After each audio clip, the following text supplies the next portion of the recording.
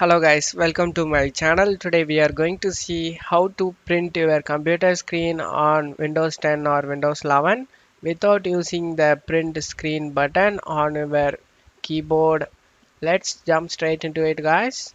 So one method you could do is using the on-screen keyboard.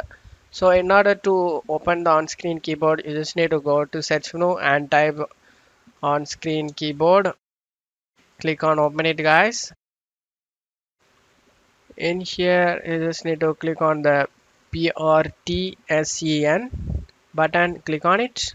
This is the shortcut button of print screen, and here are the four options available guys. This is rectangular mode and freeform mode and windowed mode and full screen mode. I'm gonna select the full screen mode. That's how you print the screen in your PC. One other thing, you can tap in your keyboard guys. You just need to press in keyboard Windows icon button and shift and plus F guys. It will be open up snipping tool. You can simply capture the on screen, and that's how you use the screen snipping tool. And you can also directly open it guys. Go to search menu and type snipping tool, click on open it.